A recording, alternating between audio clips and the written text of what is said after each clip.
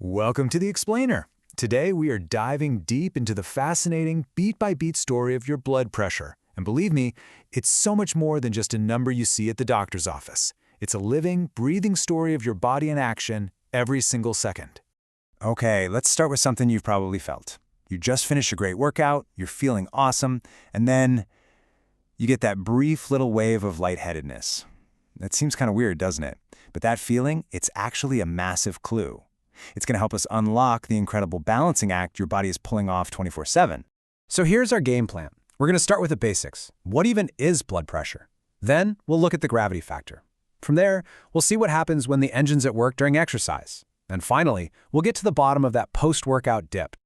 Okay, let's dive in. First things first, we've got to establish a baseline. Before we can understand all the wild changes, we need to know what normal even looks like when your body's just chilling out.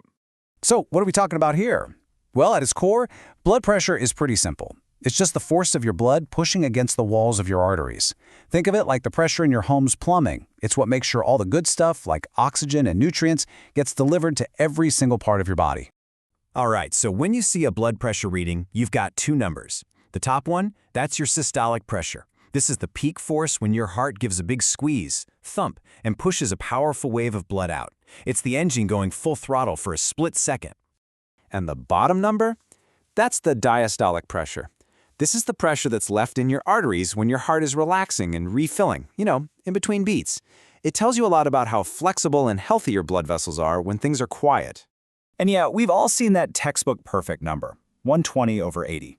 Now, I gotta say, this isn't some magic number that applies to everyone. It totally changes based on your age, your fitness, even your mood. But for today, it's a fantastic starting point for our story. Okay, so we have our baseline. Now let's throw a wrench in the works. Let's talk about a force your body is fighting literally every single day: gravity. Believe it or not, just changing your posture can have a huge, immediate impact on this entire system. Think about it. Even when you're just sitting there, maybe at your desk, your body is in this constant silent war with gravity. Gravity is always trying to pull blood down towards your feet, which means your body has to work that much harder to pump it all the way back up to your heart. And this really shows you the difference plain as day. When you're sitting up, your heart is fighting gravity. But the second you lie down, poof, gravity's effect is pretty much neutralized. All that blood can flow back to your heart so much easier. I mean, that's exactly why lying down feels so amazing when you're feeling a little woozy, right? So, how does your body manage all this without you even thinking about it? Well, it's got this secret weapon, these tiny little sensors in your arteries called baroreceptors. Seriously, think of them like a thermostat for your blood pressure. The instant they sense a change, up or down, they shoot a signal to your brain, and your brain immediately responds, adjusting your heart rate or tweaking your blood vessels to keep everything perfectly balanced. It's incredible. All right, enough sitting around. Let's really put this system through its paces. What happens to your blood pressure the moment you start to exercise? So check this out. The second you start moving, that top number, your systolic pressure, it shoots way up.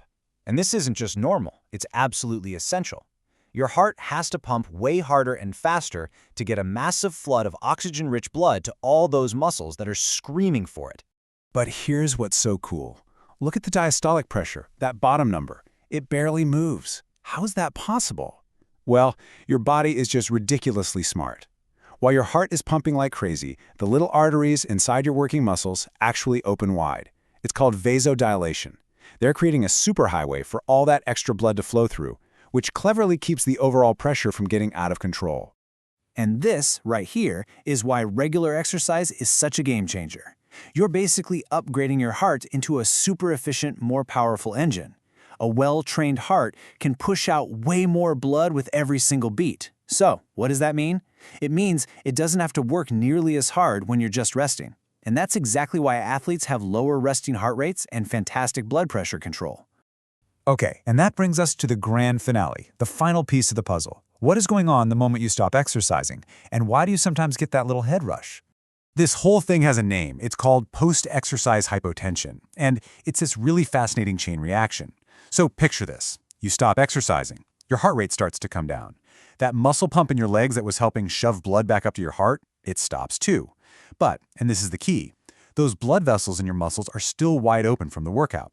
So, you've got less blood getting pushed back up, flowing through these really wide pipes, and the result, a temporary and totally normal dip in your blood pressure.